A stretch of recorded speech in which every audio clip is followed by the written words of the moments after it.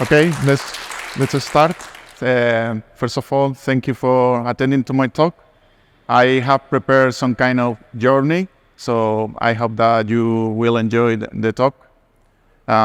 First thing first, I'm gonna present my goals even before presenting myself. I have sorted them from less ambitious to more ambitious.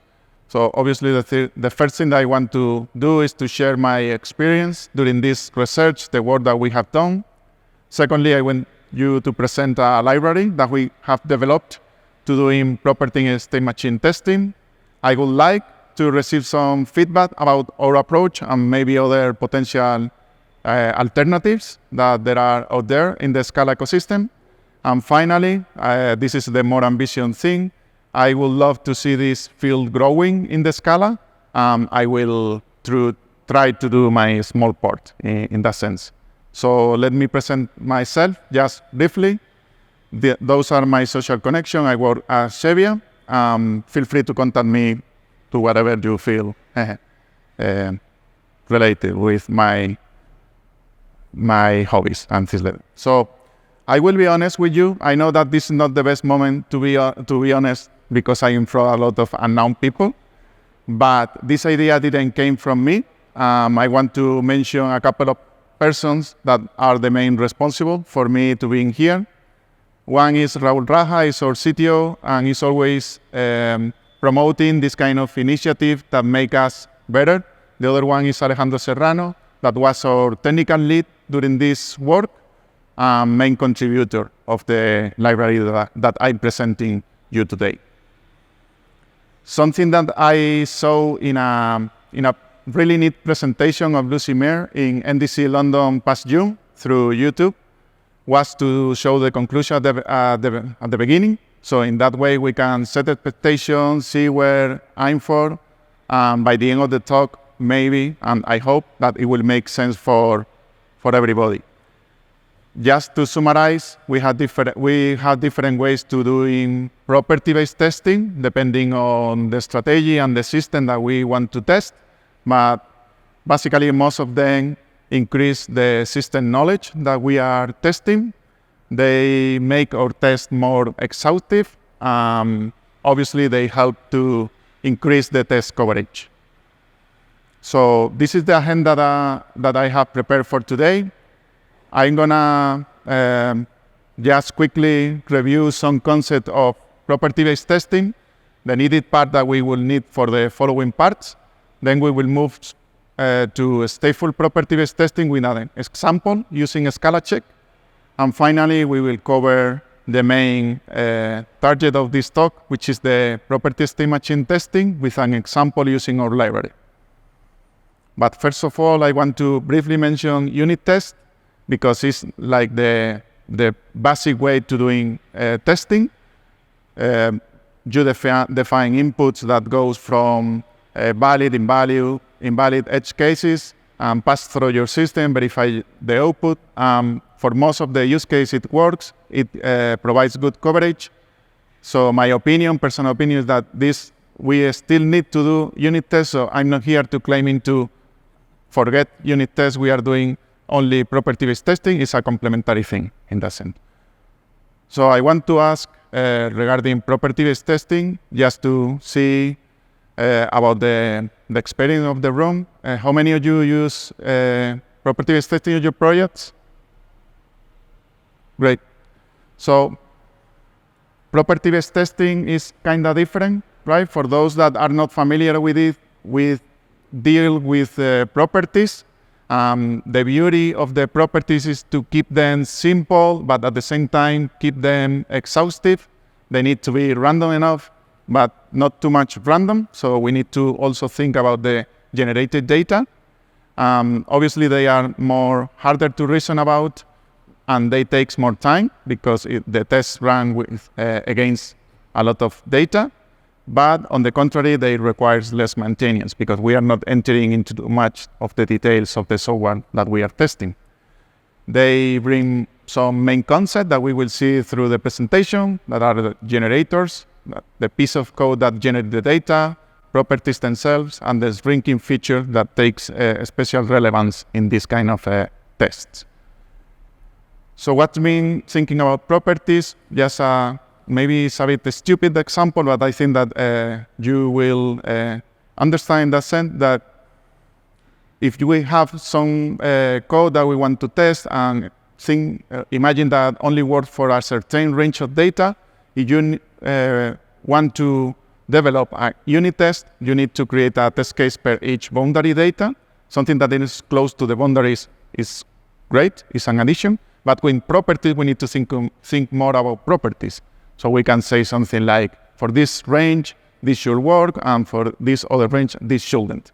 So it changed the way how you model your test in that way. So you need to make your mind. There are examples for sure, and there are a lot of good talks and resources so that you can get better dig into property-based testing. There is a special case that it takes relevance later in the slides that are the Oracle property-based test. Basically, we have an element that given a specific input, it gives us the right result. This is especially useful when you are developing some serialization library or, I don't know, hashing algorithm, something like that, where you take, besides the performance or the system that you want to improve, you need to know if the results are correct. Right? So you take an existing library that you know it works, uses it as Oracle. For the same input, you pass it through your software and through the Oracle and see if the output matches. So just to summarize, as I said, I just wanted to cover briefly the concept that I will need for the following sections. When we are modeling property-based testing, it changed the way that you think about the tests. So this helps you to understand how your system works, indeed, based on the inputs that it's going to be receiving. Something very good is that the generated data include for you automatically extreme values, like empty string or maximum integers, other values that are very hard to reason about when you are doing unit tests, like special character Unicode. That is automatically generated and thinking for you. A very good feature is the string. A string basically, when the test fail, the framework tries to come up with a friendlier counterexample, so you are not getting a bunch of data saying it failed because of that, so you get a smaller version so you can reason about it. And finally, something crucial is that they are reproducible, because the generated data is generated through a seed that is shared in case of failure. So you can pass that seed and execute again the test with the same generated data, especially useful when you are debugging the error. So with that, let's move on to the stateful property-based testing, which is kind of different, but following the same more or less approach. How many of you are familiar with the stateful property-based testing? Great.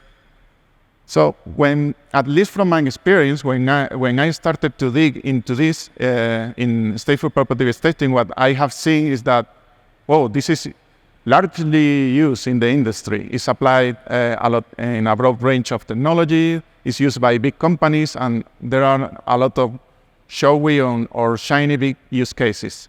I want to share just one of them that is pretty old, so maybe some of you already know it. But I think that it exemplifies pretty well what are the benefits and what is the target of this kind of test. It's the Google LevelDB issue. LevelDB is a C++ library originally developed by Google that provides a sort mapping between key and value. And QuickCheck is a Haskell library for doing stateful property-based testing, but also property-based test in general. So a user created a QuickCheck state machine model for that library, and in just a few minutes, it found a counterexample of 17 steps, consecutive steps, that raised the issue. That was shared, the fix was released, and some minutes later, or days, a new counterexample was found with 33 steps, consecutive steps. With those two counterexamples, the developer groups could find a final solution that was just a background processing, compaction processing. That doesn't matter in this case. But the thing is, how hard will it have been to identify this kind of issue with unit tests or property tests when you need to run a specific list of command of 17 steps consecutive, so to find this problem. So you can get an idea what are the benefits that the stateful property-based testing could give us to us. So let's see how it works, more or less. This is why I introduced the Oracle property-based testing, is because stateful property-based testing works some kind of in that idea. In this case, the Oracle is some kind of model or code that you provide that mimics the system, and based on that model, that needs to be closer to the system, you, with the help of the library, generate a set of commands that it's applied to the system, and every state, you verify the output of the system with the state that you have defined. This will make sense later on when we will see the code, but basically is how it's works. So just to summarize, we have like 3 components, right? The model that comprise the state and the commands. And then we need to provide the generators and preconditions. Preconditions is a key element here because the preconditions verify that the commands make sense in the current state. So it's used for generating the set of commands. Finally, we need to provide some postconditions that just verify, as I said, the system output with the state that you have defined. Most of the framework use a 2-phase execution model. So you can see all the pieces that we have shown in the previous slide. In the first phase, it uses the preconditions to generate a potential set of commands. And in the second phase, it will use that set commands to run the test system against it and verifying that the output matches the postcondition that you have provided. So this is more or less how it's coded, but I guess that it will make more sense when we will see the code. Fortunately, Scala check that I guess that most of you already know, give us a really concise and neat API for developing this kind of tests. It's very small, so it's easy to reason about it. You can start from now to develop this kind of test. So let's try to test an implementation of this trait, which is represent a size queue. Size queue, just a queue with a certain capacity. When it's limited to that capacity, so when you insert n+1 element, the first one that you inserted is discarded, typical way of working of the queues. So the first thing that we need to think about is how to provide a state, we will call it a model that is closer to the system. So let's keep it simple. So I have gone with a case class, test state, just store the capacity and have some internal collection for storing the elements. So this mimics in some way how internally works the size queue. As I said, the API from Scala check is very concise and small, and everything you need to define for a stateful property-based testing can need to be inside of this trait, which is called commands. So you need to extend the commands and override the methods that are undefined. So you need to define the types that you are going to test, the state, which is, the thing that is closer to the system is the test state that we have shown in the previous slide. We need to define the suit, which means system under test, which will be the size queue. In this case, I put it int, but we could have been make it generic very easily. You need to provide a generator. For those that are not familiar with the Scala check, gen means generator. So a gen of a state is able to generate new state instances. In this case, I'm randomly generating a capacity and just starting a new test state with an empty internal state. And finally, in the first part, we just provide the way to create a new system under test based on our state. So you are receiving the state, in this case, just creating a size queue of that capacity. It allows you to release some resources in case that you need it. In this case, I don't need it, but it could be. Second part of the implementation are the commands. So for that, Scala check gives us another trait, in this case, command without the S. It's pretty straightforward and simple, but in any case, Scala check gives us some subtypes tailored to certain use cases. You can guess it, unit command and no operation. We will use the trait command. In the trait command, you need to define the result, the type of the result, a way of running this command in the system under test, a way of applying and moving forward your state through this command in the execution, and finally the preconditions and postconditions. So let's see one of the operations that we have in our size queue, which is pop, but the other ones will be pretty similar, even simpler. The pop command, stem commands, the result is an option of int. The way of running, well, we just call .pop in the size queue. The way of moving forward, applying this command is just dropping the first element in our internal state. Precondition is always true. You can make another business logic, but basically what it means is we can apply the pop command in whatever state that we are in the size queue, so no matter. But in other use case, you will find that you don't want to apply certain command, or you want to provide the command in certain states. And finally, the postcondition that gives you your state and the result, and you just need to verify. In this case, I'm checking that the head option is equals to the result. Couple of things here. State is before applying the command, so the way it's working, it verifies, and if everything goes well, then it will run the next state. So this is why the head option still has the element. And the other thing is that you can see is the result is wrapped in a try, so the framework is taking care of non-fatal errors in that sense. So you can also verify that maybe the system under test need to raise some kind of error. You have it there.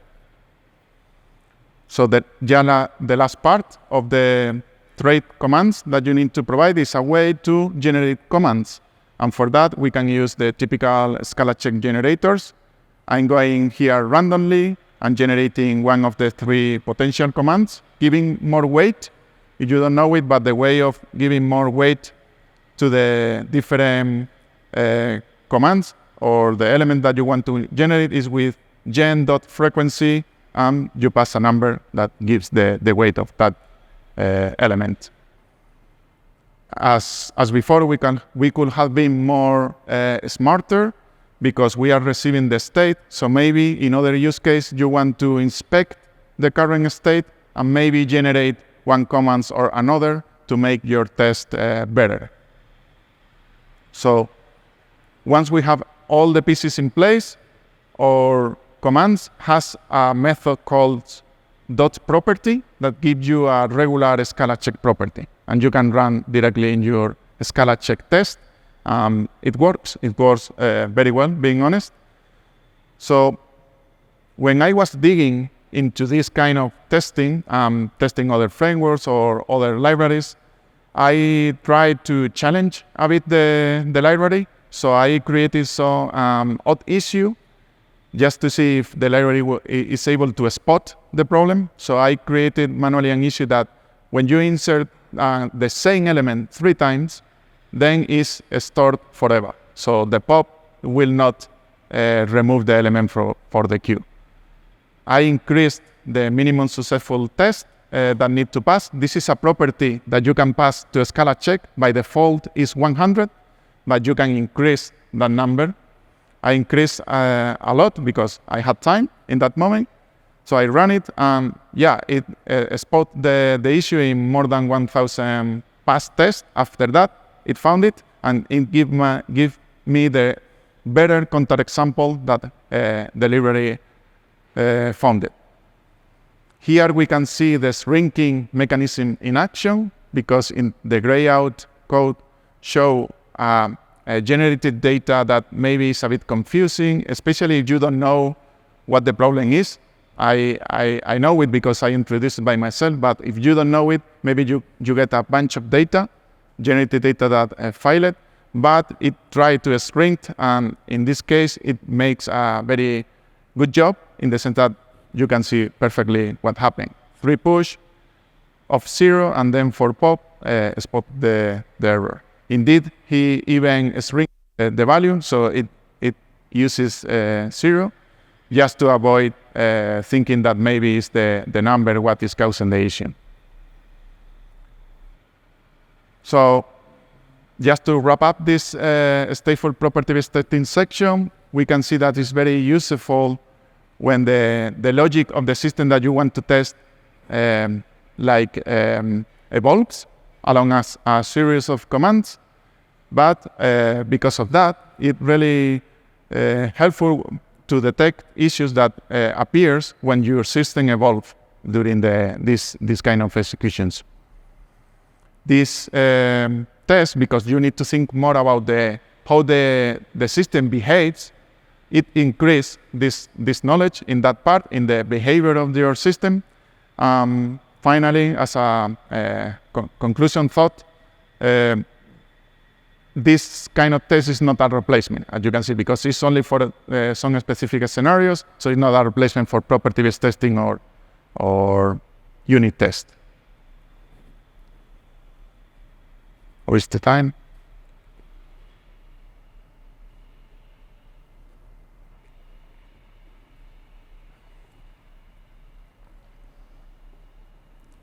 So let's advance a bit in the sense that we have reached the third part of the talk, which is property state machine testing.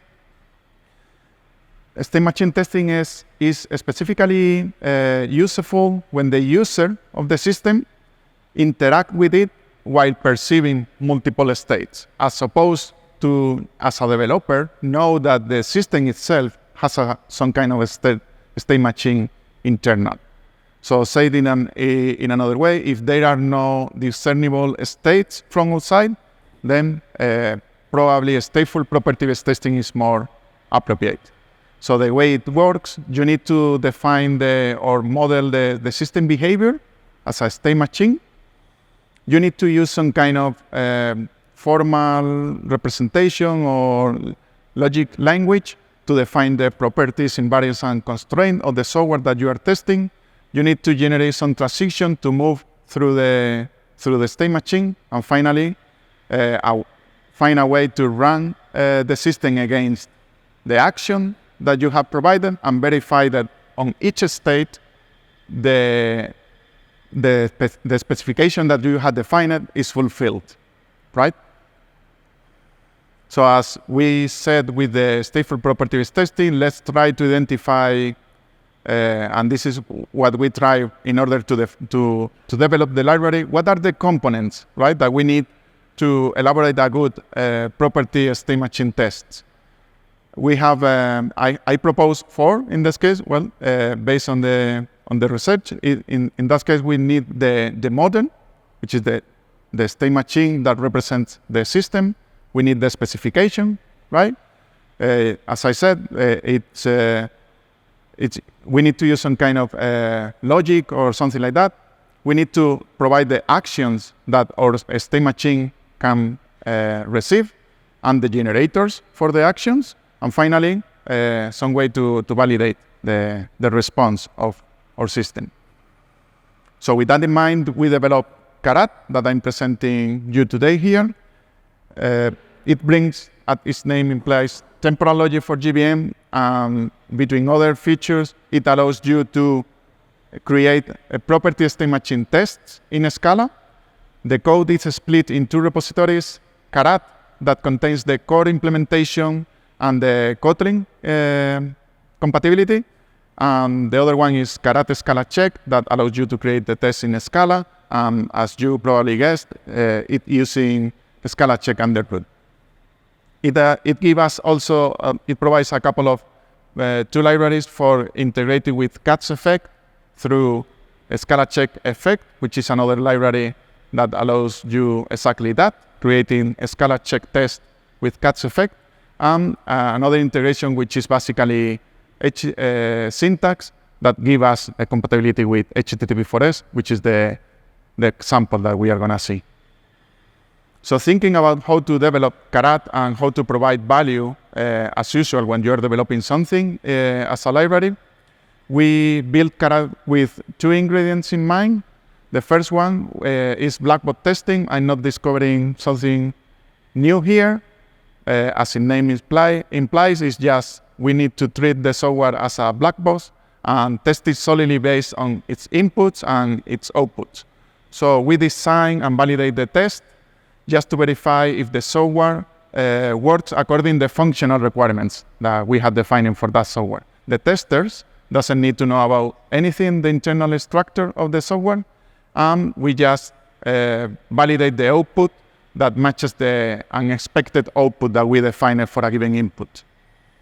Something that black box testing really shines is with regression testing. Regression testing aims to ensure that the functionality that we have in our software remains unaffected when we are adding new features or we are adding changes to the software.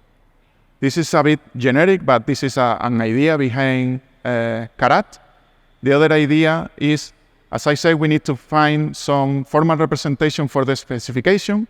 And the problem with classical logic is that the formulas are evaluated in a fixed moment, in a fixed word.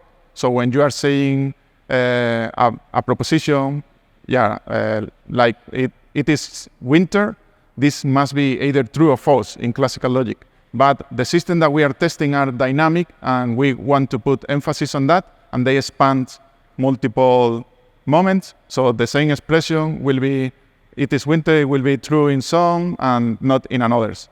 So temporal logic extends the classical logic by giving us some operators that allow us to express some temporal relationship between the proposition.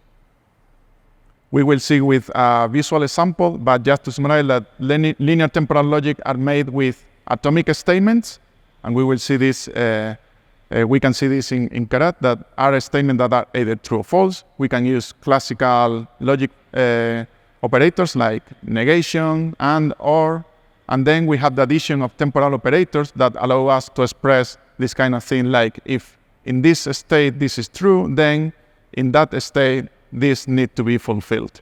This kind of things. Let's see with a kind of diagram that I try to represent here. These are some semantics that we have incorporated in Karat. They are typical semantics from linear temporal logic. When you see the papers and the resources, formulas are usually represented by the Greek letter phi. So I keep it that reference here, but I'm not a very expert in that matter, in that sense, but we have incorporated this formula. We have, for example, always, sometimes it's called globally. This is why the G. Globally means a proposition that holds true during the entire execution. You will, most of the times, starting with always, because you are going to start a proposition that needs to be verified on every state of your application. We have eventually specify a proposition that will become true eventually, as it notes implies. Sometimes it's called finally. We have next, that implies a proposition that next to be true in the following state, and we can combine like afterwards, for example, that combines next and always. So it's a proposition that next to be true in the following state, and so on. We can use, as I said, other logical operators like implies, that given two propositions, if the first one is true, the next one needs to be true, and we will build this specification using this kind of blocks or builders in that sense. So I will start showing how Karat works. I'm not going to enter too much into the code, so just to give you an overview how to translate the concept that we have seen in a test, property state matching test using Karat. So one of the typical use case for property state matching tests are testing APIs, HTTP APIs, especially those APIs that represent, as I said, some kind of state matching from the user's perspective. Like in this case, this is a simple API where the user can keep a catalog of products. They can list the products, create new ones, delete, edit, and so on. So let's try to see how we can test this kind of API with Karat. Let's start from the beginning. We want this kind of formula. It's some kind of broken English pseudo language, but you get the idea that we want to test. Every API specifies the response code per each request. So we want to verify, for example, that always our API should return the expected status code for a given action. So coming back to the slide that we saw before, these are the components for a property state matching test. Let's see how we can move to some software definition. Let's start for the one that doesn't have dependencies, is the actions generation. In this case, we need to provide the different action of our system and the generators. As usual, I'm trying to go in simple. So the actions, we can use just a simple class, a Scala class with a request that represents the request per each endpoint. For the generators, as I said, we are using Scala check. We can use just the gen.oneOf that generate one of the potential actions for the test. So, as I said, we have defined the action as an abstract class with a request. I'm showing here the different actions that we can perform: get products, get product, delete, edit, and create. All of them need to define the request that you need to do for that action. I'm only showing the get product, which is a get request with a /products, but you can guess the others that will be easy to do. Like get product is a get request with a /product, a /ID, and so on. So this is the first element. We have the different action in our API, and we will use a gen1of generator to generate one of the potential action. The second thing that we are going to define is the model representation, or a formal representation of the model as a state machine. And these are more or less the element that when we are dealing with state machines that we need to provide. The state that we are going to use through all the state machine, in this case will be an HTTP client. The response will be the HTTP response, and a way, right, to move through the state machine. So we need to provide a function that takes one of the action, the HTTP client, and returns the HTTP client and the response. In this case, the state doesn't matter too much to carry on, but this is the typical structure of a definition of a step in a state machine. So the third part, which is the specification, is where Karat shows the most innovative way, let's say, to define the specification. This is actually Karat code. The valid code is not implemented because it's given by the API specification. Just for a given action, you need to provide the set of status code. But the formula will look like this. Always show, which is some kind of if. We can translate the item. The item is a wrapper that has several data between action and response, for example. So we can say that always the item, the status code of the response need to be between the valid status code that I have defined for this action. So with that, the last part that we need is to just run, right, the specification against the system. So as I said, we are using a Scala check effect. For those that are not familiar with that library, basically it allows you to express a Scala check test using effects. I gray out the part that is specifically from that library, Scala check effect, and this is actually the code that we need to provide. The action generator, that give us a list of action. And then check formula is a function that Karat give us. So if we pass to that function the action, the climb, and the step, and finally the formula, it gives us what a Scala check effect is expecting, which is an effect of a result of a test. So with this view, maybe you can't spot the benefits of what is providing value besides regular property-based testing, but just remember that here we are not testing an isolated state. So I have tried to draw, forbid me, is not very beautiful, but put some imagination on that graphic and think that every dot in the screen represents a state. So I have marked some, like for example, the one in the top left, you can see that state is we have a system with 2 products, or the one in the right is 3 products. So when you are developing unit test, regular property test, you update the state of your system and then test it. Like for example, I'm going to insert 2 products, and then if I call get products, I expect to get these 2 products. Or I prepare the system like inserting 3 products and I can edit 1. So this is the way that you usually do the regular unit test. But with Karat, we are not testing just isolated states. We are testing or verifying that our specification is fulfilled during the entire execution and evolution of our system while we are applying different action to the system. Indeed, we are not just checking one single run, we are checking by default 100 at the same time. Depending on the configuration that you apply to a Scala check, those can be even concurrently, so you can check this kind of behavior and how your system behaves in a concurrent system.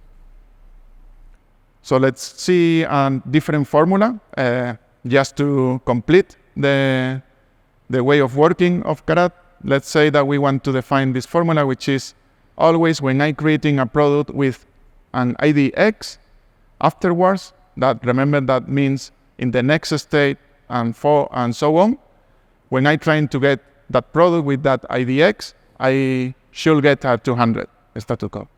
So the formula will be like this. Now we are seeing a bit more code, but I think that you will understand with the explanation. Always implies show. Remember there is some kind of if the action is create, and using some utility methods to make it more readable.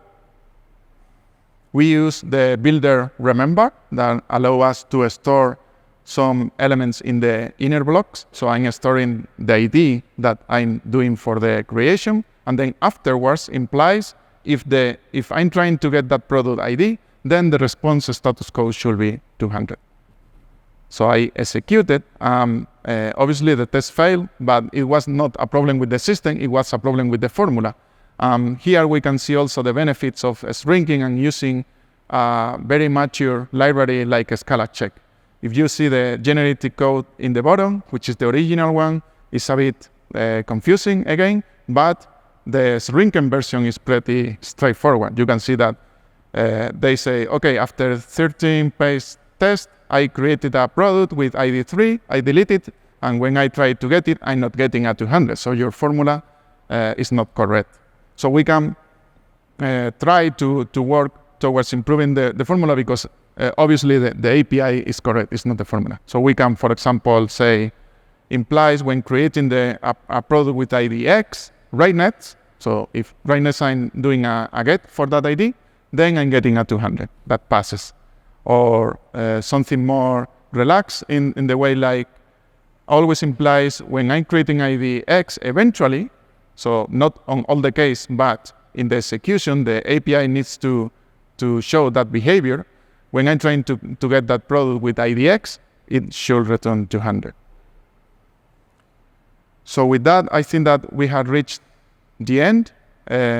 Just to recap again the conclusions, we can say that when we are delving into property-based testing, no matter which kind of property-based testing we are using, we gain a deeper understanding of the system that we are testing. With property-based, how your system should behave, giving an input. With the stateful property state machine, how should behave over the execution of commands. The adoption of this kind of tests leads your test to explore a wider range of scenarios and conditions, so your test becomes more exhaustive. Finally, because we are expanding the testing efforts, it helps you a lot with the test coverage. So when we are dealing with single properties, we can use property-based testing. If the system, remember, is itself as an implementation, a state machine, we can use a stateful property-based testing. And when the model is a state machine, there is a possibility which is property state machine testing. So that's all.